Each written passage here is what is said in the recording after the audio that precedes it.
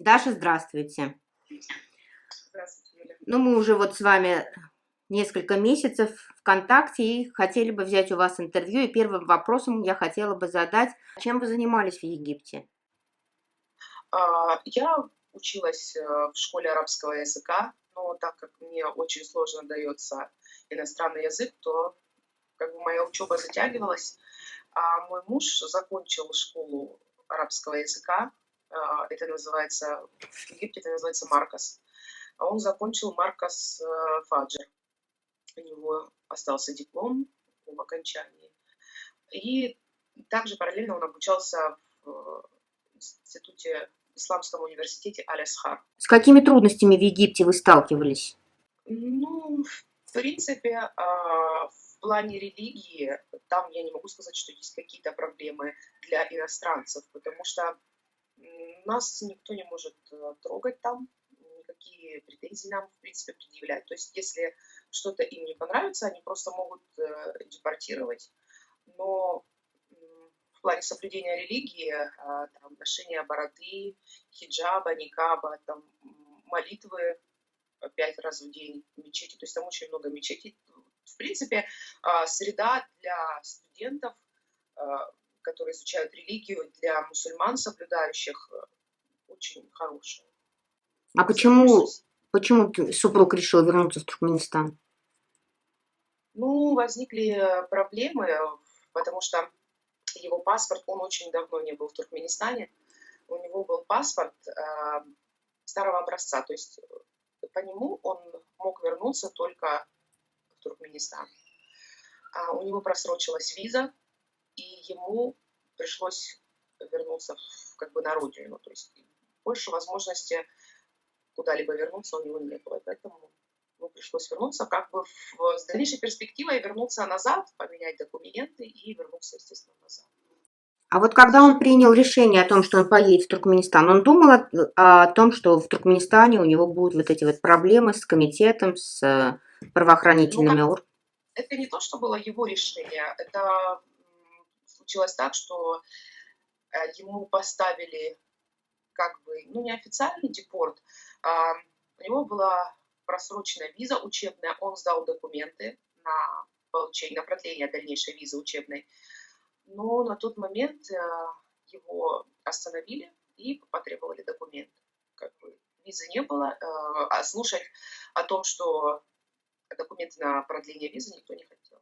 Поэтому был депорт, который как бы был неизбежен. Не то чтобы сам депорт был неизбежен, неизбежно было именно попадание в Туркменистан, потому что в Турции, он пытался выйти в Турции, но его не пустили, потому что ему сказали, что с этим паспортом мы не можем тебя принять. Хотя он прекрасно знал, что, да, он знал, поэтому мы думали еще до всей этой ситуации, возможно, как бы получить российское гражданство или, может быть, гражданство какой-то страны. Но А вообще вот ребят, которые находятся в Египте, они в курсе, что люди, которые приезжают, учатся э, исламу, заканчивают университеты, возвращаясь к себе на родину, в Туркменистан, они подвергаются преследованиям. Вы об этом знали?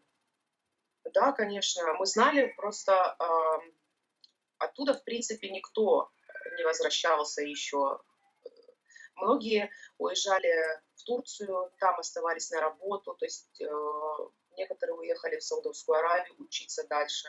Ну, многие уехали, я знаю, что многие уехали вот в Турцию. А как вы считаете, почему преследуют в Туркменистане по религиозным мотивам? Ну, я считаю, что, возможно, они боятся, что будет ситуация подобная, как на Кавказе была у нас. Вот, что радикальные мусульмане могут появиться. А по каким статьям осудили мужа? Там 4 статьи, конкретно вот я не помню какие, но именно по цифрам какие. Разжигание межнациональной, религиозной какой-то там еще розни, потом призыв к перевороту власти или к захвату власти и изменение конституционного строя, по-моему, как-то так. Ну, Ну, статьи тяжелые, конечно. как бы стандартный набор тех, кого осудили, и я так думаю, что в дальнейшем будут осуждать в Туркменистане. А какова сейчас ситуация? У тебя есть связь с мужем? И когда вы последний раз общались с ним? Последний раз 27 сентября он написал мне смс о том, что меня задержали. Я написала ему в обратную: тебя отпустят? Он ответил: я не знаю, все будет хорошо. Дальнейших смс моих к нему не доходило, телефон сразу же был выключен. После этого я позвонила родственникам, родственники сказали, да, что он им, не знаю, как сообщил, или позвонил, или написал, и да, они сказали, что да, мы знаем, что его задержали. А туркмен много в Египте? Сейчас уже нет. Многие вернулись домой, в Туркменистан, но о дальнейшей их судьбе я не знаю, и никто не знает. То есть, что с ними, где они сейчас. Насколько я знаю, что были случаи, когда студенты не из Египта, то есть не студенты, которые изучали религию, а обычные студенты, то есть, которые учились в светских институтах, но которые соблюдали религию в других странах, там, в Украине, в Беларуси. По приезду домой они тоже были арестованы, их тоже держали какое-то время. После этого им был запрет, поставлен запрет на выезд. Естественно, учебу в институте пришлось бросить. Вот. Также о дальнейшей судьбе, что, где они, как, я не знаю. Вот такие факты имеют место быть. То есть это было и происходит сейчас. То есть с сентября месяца ни писем, ни передач, ни какой-то информации вы о нем не имеете? Как... После суда, они говорили, что они видели его после суда, но я не знаю, удалось ли им поговорить, либо они просто его видели. После суда им дали свидание, но как бы фактически его не было. То есть дали там разрешение, но они ждали, прождали очень много часов, и они были там не одни, то есть там было очень много людей, кто ждали свидания. Разрешили только передачу, и все. Свидания после этого не было. Ты, наверное, слышала вот о такой программе «Покажите их живыми». Это люди, которые исчезли в 2002 году, и до сих пор родственники не имеют с ними связь. Получается, что как бы теперешний президент Бердымухамедов продолжает политику Ниязова, и таким образом продолжается исчезновение людей в тюрьмах. В данном случае по религиозным мотивам, при том, что государство это все представляет, что идет как бы устрашение и угроза власти самому президенту.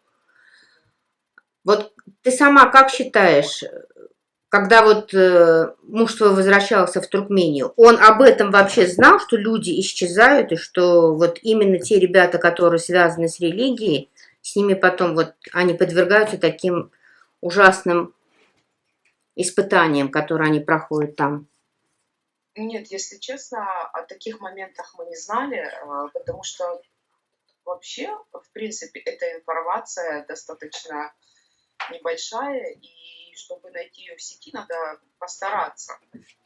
Очень мало информации. И я стала об этом узнавать только тогда, когда вот это все произошло с мужем. На самом деле мы не знали, что ситуация настолько плачевная, что там вот такой прессинг не только мусульман, а в принципе людей. То есть я так понимаю, что это не зависит от религиозных убеждений, это зависит от того, что люди просто пытаются высказать свое мнение. Все. То есть за попытку высказать свое мнение и как-то возмутиться или проявить свое недовольство, люди получают сроки очень большие. То есть это вот сейчас все после того, когда, особенно после того, когда я узнала, что мой муж был в ДТП, когда я посмотрела много материалов, почитала по этому поводу. И с каждым днем я все больше и больше узнаю историй и о таких просто душераздирающих историй на самом деле, что происходит там. Не знаю, даже у меня нету слов просто прокомментировать это. Ладно, Даша, спасибо вам большое. Будем на связи.